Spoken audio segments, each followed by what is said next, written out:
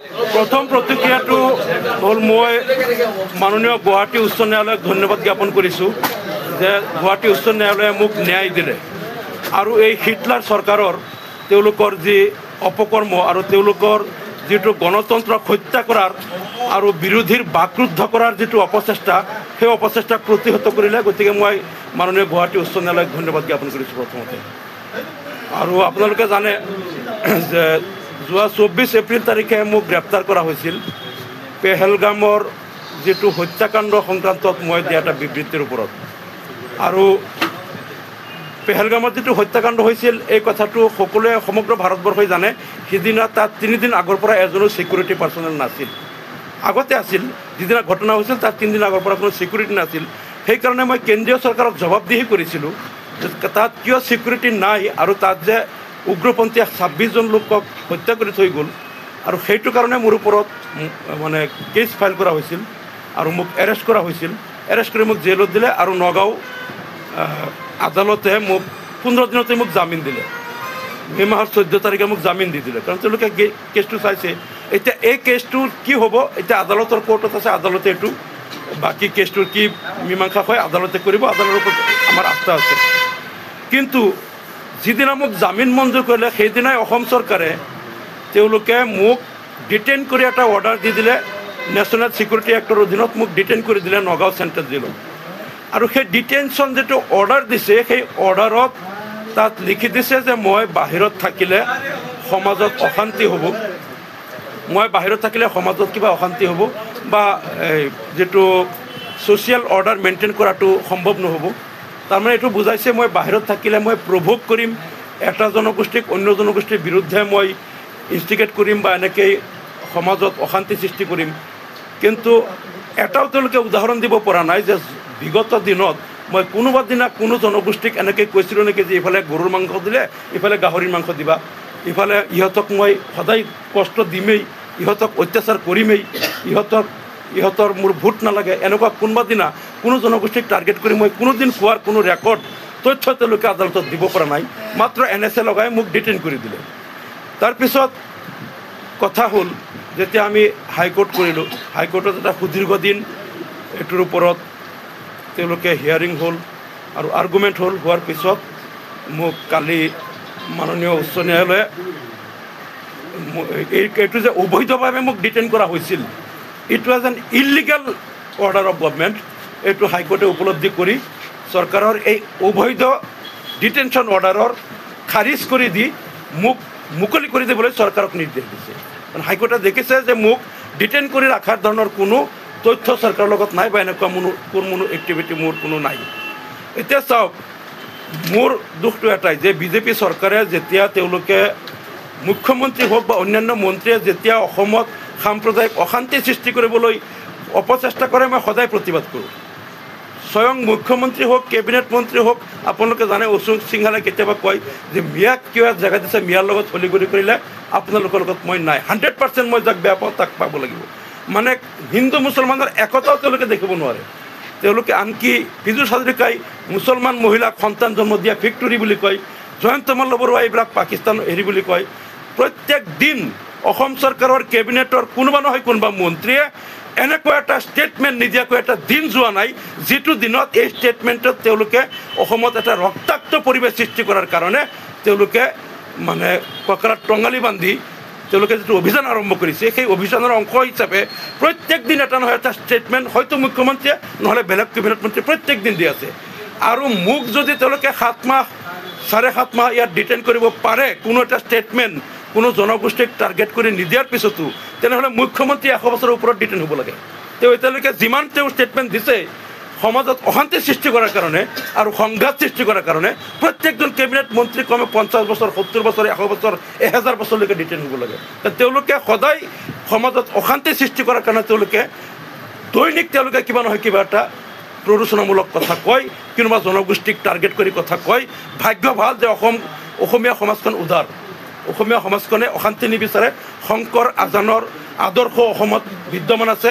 শংকৰ আজানৰ আদৰ্শ লৈ অসমবাসীয়ে সদায় এটা সহিষ্ণুতাৰে আৰু সহনশীল মনোভাৱেৰে ইয়াত বসবাস কৰি আছে কাৰণে আজিলৈকে ৰক্তাক্ত হোৱা নাই। কিন্তু এই চৰকাৰে দৈনিক তেওঁলোকে অহৰহ চেষ্টা কৰি আছে অসমখন অশান্ত কৰিবলৈ। আজি চাওক, আপোনালোকে জানে, অন্যবাদ দিয়ক, এই শিলাদিত্যদেৱ তাৰপিছত সত্যৰঞ্জন বৰাৰ নিচিনা কেইটামান ব্যক্তিয়ে তেওঁলোকৰ বিৰুদ্ধে শ শ কেছ আছে অসমৰ বিভিন্ন থানাত।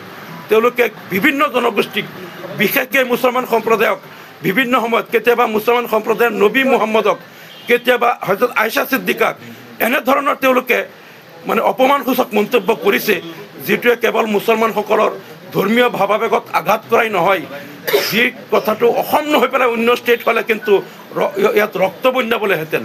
গতিকে তেওঁলোকে এনেকৈ শ শ অপৰাধ কৰাৰ পিছতো, শ শ কেছ থকাৰ পিছতো 1 ঘণ্টাৰ কাৰণে এৰেষ্ট নকৰে।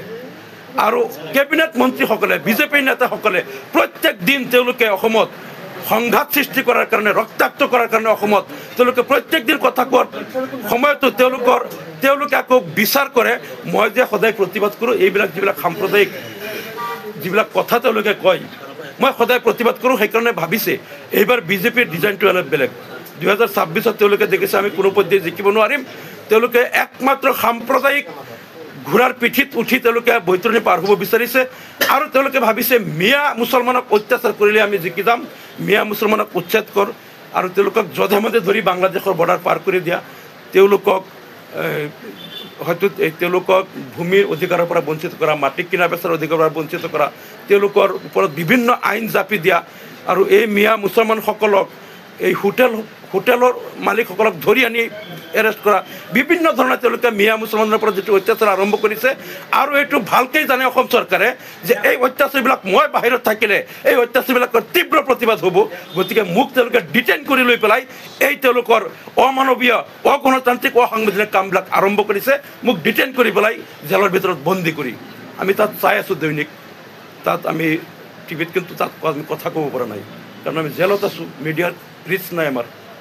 আৰু এই যে এই যোৱা 6-7টা মাহত যিমান তেওঁলোকে সাম্প্ৰদায়িক এজেণ্ডাৰে যিমান কাম কৰিলে, মুছলিম বিৰোধী, মিয়া বিৰোধী, আৰু অসমত মানে ঐক্য সংহতি বিৰোধী, অসমৰ যিটো সাতাম পুৰুষীয়া ঐক্য সম্প্ৰীতি, শংকৰ আজানৰ যিটো আদৰ্শ বিৰোধী যিবিলাক অপকৰ্ম, অপসংস্কৃতিৰ কাম তেওঁলোকে কৰিলে, আজি মই বাহিৰত থাকিলে মই তীব্ৰ প্ৰতিবাদ তাৰ কৰিলোঁ হয়।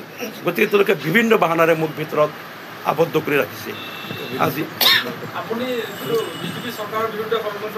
প্ৰচাৰ কৰিছে, মইতো জেলৰ ভিতৰত আছোঁ, চব খবৰ নাজানো, কিন্তু তাতো কিছুমান মানুহ যায় বিভিন্ন ঠাইৰ পৰা।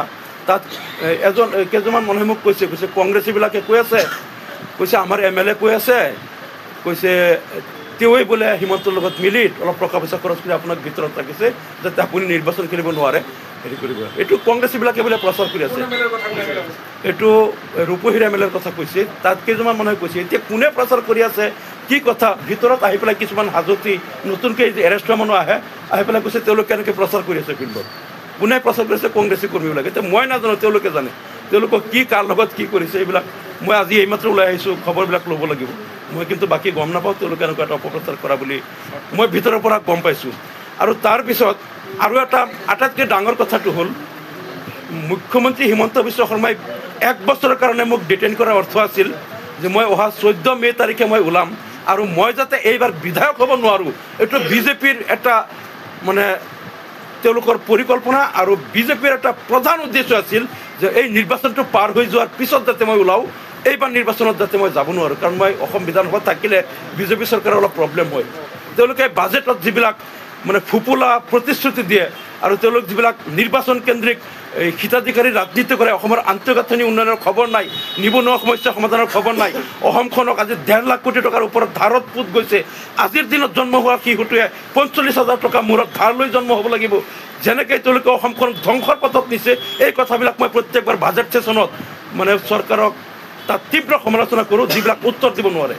আৰু এনেকৈ যেতিয়া মুখ্যমন্ত্ৰীয়ে অসম বিধানসভাত কয় আমাৰ মানুহ আপোনালোকৰ মানুহ, লগে লগে মই তাত খাৰা হৈ কওঁ, মুখ্যমন্ত্ৰী মহোদয় আপোনাৰ বক্তব্য উঠাই ল'ব লাগিব। অধ্যক্ষ মহোদয়, মুখ্যমন্ত্ৰীয়ে অসমৰ মানুহক 2 ভাগ কৰিব নোৱাৰে, আমাৰ মানুহ তোমাৰ মানুহ বুলি তেওঁ বিভাজন কৰিব নোৱাৰে। মুখ্যমন্ত্ৰী সকলোৰে মুখ্যমন্ত্ৰী। এজন মুখ্যমন্ত্ৰী হয় যদি তেওঁ আধা মানুহ নিজৰ আধা মানুহ বেলেগৰ বুলি ভাগ কৰে, এইখন গণতান্ত্ৰিক চৰকাৰে দেশ কেনেকৈ চলাব? এনেকৈ যেতিয়াই তেওঁলোকে সাম্প্ৰদায়িক ৰাজনীতি অসম বিধানসভাত কৰে, মই লগে লগে তাত কাউণ্টাৰ দিওঁ। গতিকে তেওঁলোকে এটা পৰিকল্পনা কৰিছিল, মই যাতে আৰু এবাৰ বিধায়ক হ'ব নোৱাৰোঁ, মই বিধায়ক হ'লে বিজেপিৰ বহুত প্ৰব্লেম হয়। কিন্তু মই আকৌ ধন্যবাদ দিছোঁ মহামান্য উচ্চ ন্যায়ালয়ক যে তেখেতসকলে ন্যায় দিলে মোক আৰু চৰকাৰৰ এই ষড়যন্ত্ৰ আৰু চৰকাৰৰ এই চক্ৰান্ত আৰু চৰকাৰৰ যিটো গণতন্ত্ৰ বিৰোধী সিদ্ধান্ত বিৰোধীৰ মুখ বন্ধ কৰাৰ আৰু তেওঁলোকে যিবিলাক অগণতান্ত্ৰিক অসাংবিধানিক কাম কাজ চলাই আছে তাত যাতে মই মাত মাতিব নোৱাৰোঁ তাৰ বিৰুদ্ধে যিটো চক্ৰান্ত কৰিছিল এই কথাটো বুজি পাই মাননীয় উচ্চ ন্যায়ালয়ে আজি যিটো মোক ন্যায় প্ৰদান কৰিলে মই উচ্চ ন্যায়ালয়ক ধন্যবাদ জ্ঞাপন কৰিছোঁ আৰু অসমবাসীৰ প্ৰতি মই তাৰ সুবিচাৰ কৰাৰ কাৰণে অসমবাসীৰ প্ৰতি মই আবদাৰ জনাইছোঁ যে এই চৰকাৰ যদি গণতন্ত্ৰপ্ৰেমী চৰকাৰ হ'লেহেঁতেন ভয়াতুৰ চৰকাৰ নহ'লহেঁতেন তেনেহ'লে মোক ভয় কৰি তেওঁলোকে এনেকৈ ডিটেইন কৰি নাৰাখিলেহেঁতেন মোক ডিটেইন কৰাৰ কোনো কাৰণ নাই একমাত্ৰ ভয় যি সঁচা কথা কৈ দিয়ে আমি যিবিলাক মানে হেৰি কৰোঁ জনসাধাৰণক বিভ্ৰান্ত কৰিবলৈ যিবিলাক নেৰেটিভ আমি সৃষ্টি কৰোঁ বা কিছুমান মিথ্যাচাৰৰ আশ্ৰয় লওঁ এই সঁচা কথাবিলাক মানুহক কৈ দিয়ে এই যে ভয় সততাৰ প্ৰতি ভয় এই ভয়াতুৰ চৰকাৰৰ যিটো ষড়যন্ত্ৰ এই ষড়যন্ত্ৰ এই ওফৰাই পেলাই আজি উচ্চ ন্যায়ালয়ে মোক ন্যায় প্ৰদান কৰিলে মই আকৌ ধন্যবাদ দিওঁ যিসকলৰ সতীৰ্থসকলে ইমান দিন মোৰ হৈ কষ্ট কৰিছে আমাৰ সতীৰ্থ বিধায়কসকল আৰু আমাৰ দলৰ মাননীয় সভাপতি বদৰুদ্দিন আজমল ছাৰ তেখেতে নিজে আহি মোৰ খবৰো লৈ গৈছে গতিকে তেওঁলোকে যিটো চেষ্টা কৰিছে আৰু বিশেষকৈ ইয়াতো আছে আমাৰ কেন্দ্ৰীয় কমিটিৰ সাধাৰণ সম্পাদক চম্পক কলিতা ডাঙৰীয়া আমাৰ জিলা কমিটিৰ সভাপতি মতিউৰ ৰহমান চাহাব জিলা যুৱ মৰ্চাৰ সভাপতি হবিবুৰ ৰহমান চাহাব বা আমাৰ যুৱ মৰ্চাৰ অন্যান্য কৰ্মকৰ্তাসকল জিলা কমিটিৰ অন্যান্য নেতৃবৃন্দ আৰু আমাৰ সতীৰ্থ বিধায়কসকল বিশেষকৈ যুৱ মৰ্চাৰ কেন্দ্ৰীয় সভাপতি আৰু সাধাৰণ সম্পাদক তেওঁলোকে যিটো চেষ্টা কৰিছে বা ইমান দিন সত্যৰ কাৰণে যিটো ফাইট কৰিছে মোক ন্যায় দিয়াৰ কাৰণে মই সকলোৰে প্ৰতি কৃতজ্ঞতা জ্ঞাপন কৰিছোঁ আৰু আজিৰ দিনতো হাজাৰ হাজাৰ ৰাইজ যেনেকৈ ৰাতিপুৱাৰ পৰা নগাঁও কেন্দ্ৰীয় কাৰাগাৰৰ সন্মুখত ৰৈ আছে দিনটো তেওঁলোকে খোৱা নাই নোখোৱাকৈ আজি ইমান কষ্ট কৰি তেওঁলোকে দিনটো অপেক্ষা কৰি আছে মই কেতিয়া ওলাম মোক তেওঁলোকে সাক্ষাৎ কৰিব আৰু তেওঁলোকে মোক যিটো উষ্ম আদৰণি দিলে ফুলৰ মাৰে মই আজি নগাঁও জিলাৰ সমূহ দলীয় কৰ্মী আৰু যি হাজাৰ হাজাৰ জনতা আজি ওলাই আহি আজি নগাঁও চহৰত গোটেই দিনটো লঘোণে ভোকে থাকি অপেক্ষা কৰিলে মই প্ৰত্যেকক ধন্যবাদ জ্ঞাপন কৰিছোঁ আৰু আপোনালোকৰ জৰিয়তে কৃতজ্ঞতা জ্ঞাপন কালি মই অসম বিধানসভাৰ অধিৱেশনত মই অংশগ্ৰহণ কৰিম কিন্তু দুৰ্ভাগ্যৰ কথাটো হ'ল যে এইবাৰ বিধানসভাত যিবিলাক প্ৰশ্ন দিব লাগে বা যিবিলাক ৰুল 54-301 আৰু 0 এইবিলাক মানে 15 দিন 20 দিন 10 দিন আগত নটিচবিলাক দিব লাগে মই আশা কৰিছিলোঁ যে মই যদি আজিৰ পৰা 15 দিন আগত ওলাব পাৰিলোহেঁতেন তেনেহ'লে বিধানসভাত মোৰ বহুত আৰু অসম বিধানসভাত যিমান বিলবিলাক আহে আৰু AUDF দলৰ হৈ প্ৰত্যেকটা বিলৰ এমেণ্ডমেণ্টবিলাক সদায় ময়েই 15 বছৰ ধৰি কৰি আছোঁ এইবিলাক কামবিলাক কৰোঁ মই এইবিলাক কৰিব নাপালোঁ আৰু মই মোৰ যিটো ৰিজলিউশ্যন বা মই নিজেও প্ৰত্যেক বিধানসভাত মই প্ৰাইভেট মেম্বাৰ্ছ বিল ছাবমিট কৰোঁ আৰু আপোনালোকৰ দুৱা আশীৰ্বাদত অসম বিধানসভাত আটাইতকৈ বেছি ডিভাইচ মোৰ 2011 চনৰ পৰা আজিলৈকে এছেম্বলিৰ ৰেকৰ্ডত যিটো হেৰি ওলাইছে আটাইতকৈ বেছি প্ৰশ্ন আটাইতকৈ বেছি ডিভাইচ 0 আৱাৰ অন্যান্য মোৰ নামত আছে 1937 চনৰ পৰা আজিৰ দিনলৈকে অসম বিধানসভাৰ ইতিহাসত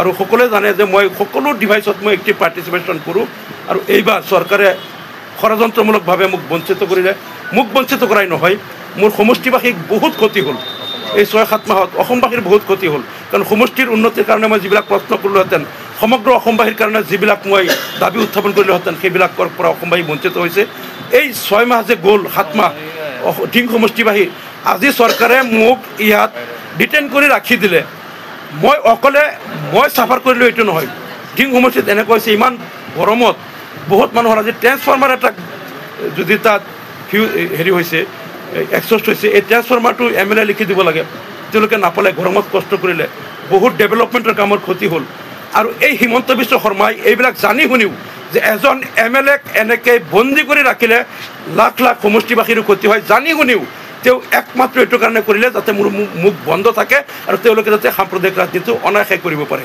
কাৰণ মুখ্যমন্ত্ৰী হিমন্ত বিশ্ব শৰ্মাই যিমান ভোট পাই আজি অসম বিধানসভাত বিধায়ক হৈ আছে তাতকৈ বহুত বেছি ভোট পাই মই বিধায়ক হৈ আছোঁ তেওঁ হয়তো আজি তেওঁলোকৰ দলৰ মেজৰিটিৰ কাৰণে মুখ্যমন্ত্ৰী হৈ গ'ল ৰাইজে তেওঁ হিমন্ত বিশ্ব শৰ্মাকো বিধায়ক বনাইছিল মোকো বিধায়ক বনাইছিল তেওঁলোকৰ দলৰ মেজৰিটি আছে মুখ্যমন্ত্ৰী হৈ গ'ল আমাৰ মেজৰিটি থাকিলে আমিও চৰকাৰ কৰিলোঁ হয় কিন্তু মুখ্যমন্ত্ৰী হিমন্ত বিশ্ব শৰ্মাতকৈ বহুত বেছি ভোট পাই মই নিৰ্বাচিত হৈছিলোঁ তাৰপিছতো এই জনমতক আমাৰ সমষ্টিবাসীৰ এই জনমতক তেওঁ বৃদ্ধাংগুষ্ঠ দেখুৱাই মোক ডিটেইন কৰি তেওঁ দেখুৱাই দিলে যে মই অসমৰ ডন হয়, মই অসমৰ মুখ্যমন্ত্ৰী নহয়, মই ৰজা, মই যি ইচ্ছা তাকেই কৰিব পাৰোঁ, নিৰ্দোষী মানুহ এজনক ডিটেইন কৰি থৈ দিব পাৰোঁ, কোনেও মোৰ একোডাল কৰিব নোৱাৰে। মানে তেওঁ এইটো বুজাই দিছে মই অসমৰ ডন হয়, মুখ্যমন্ত্ৰী নহয়, ডন, মই ৰজা হয়। গতিকে এই কথাবিলাক মই অসমবাসীৰ আদালতত বিচাৰ দিলোঁ। অসমবাসী ৰাইজে নিশ্চয় 2026 তাৰ যোগ্য প্ৰত্যুত্তৰ দিব।